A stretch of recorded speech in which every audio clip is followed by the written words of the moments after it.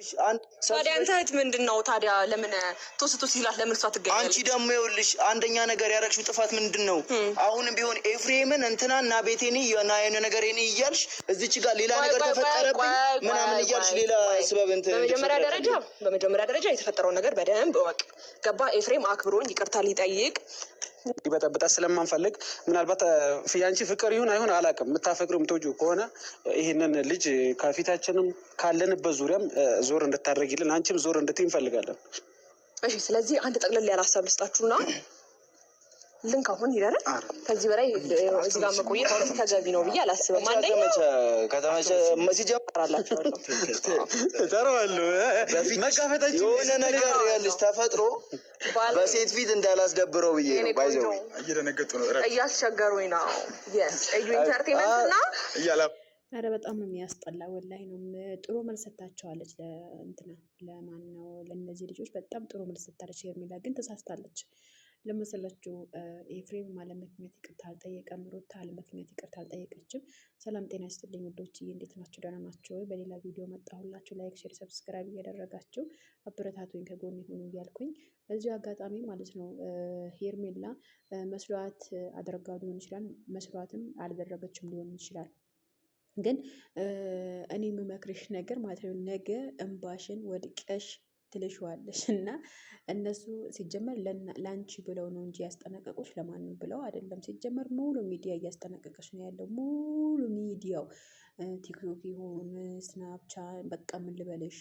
ነገር ግን እኔ በሩታ በኩል ምንም ነገር ያለ አይመስለኝም። ምክንያቱ ለልጅዋ ስትል ነው ይቅርታ ጠየቀችው። ይቅርታ የተባባሉት ለልጅዋ ስትል ነው እንጂ ያንቺን ባል ለመጥላት አይደለም። አንደኛ ሌላው ነገር ደግሞ የኔ ባል ነው ብለሻል። ያንቺ ባል አይደለም። በእርግጠኝነት ገና ባልሽ አልሆነም፣ እጮኛሽ ነው በኝ እንደዚህ ልበልሽ፣ ላስተካክልልሽ።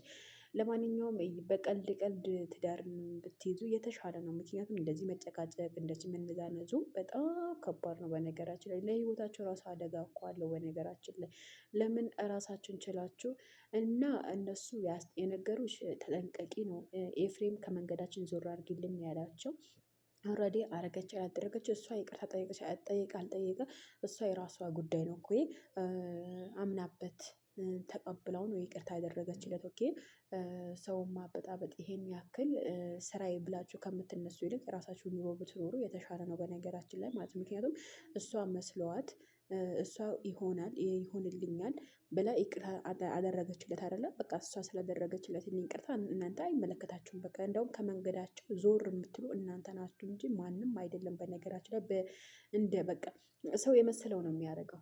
ምሳሌ እኔ አሁን ጓደኛ የመጣ እንደዚህ ነገር አታድርጊ ብትለኝ እኔ የእሷ ምክር ሳይሆን የራሴ ልቤ ነው የምሰማው። ኦኬ ስለዛ እሷም የልቧ ነው የሰማችው፣ የልቧን ያደረገችው፣ የልቧ ታድርግ፣ ተዋት።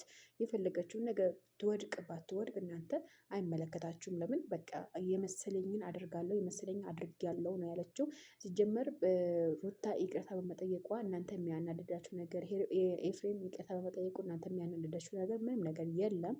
ኦኬ ነገር ግን ተጠንቀቂ ነው ያሏቻት። ብትጠነቀቅ ባትጠነቀቅም ሲጀመር ማለት ነው ኤፍሬም ምንም ጉዳት ሊያደርስበት አይችልም፣ ቢከዳትም ባይከዳትም ማለት ነው። ነገር ግን ያው አንዳንድ ጊዜ እኛ የራሳችን ለሚዲያ ድምቀት ብለን የምናደርገው ነገራቶች በጣም ይከብዳሉ። ስለዚ ምንድነው እናንተ ተዋት፣ የፈለገችውን ነገር ታድርግ፣ የራሳችሁን ኑሮ የራሷን ኑሮ ትኖር ነው ምለው በእኔ አባባል ማለት ነው።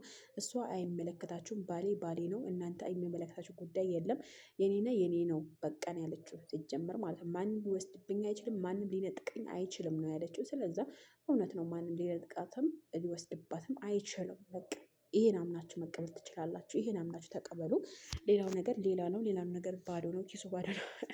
ለማንኛውም ላይክ፣ ሼር፣ ሰብስክራይብ ያደረጋችሁ አበረታቱ ውዶች። ወላሂ ቻናሌ ምን እንደሆነብኝ አላቅም። ረስኪዶ አድርጉልኝ። ወላሂ ያስጠላኝ። አንዳንድ ጊዜ ቻናል እኮ ዝቅ ሲልበት በጣም የሚያስጠላው ሀቂቃ ነው የምላችሁ። እና ኢድ ሙባረክ አሌና አለይኩም ተቀበለላህ ሚና ወሚንኩም እያልኩኝ በዚሁ አጋጣሚ በሌላ ቪዲዮ እመጣለሁኝ። መልካም ቆይ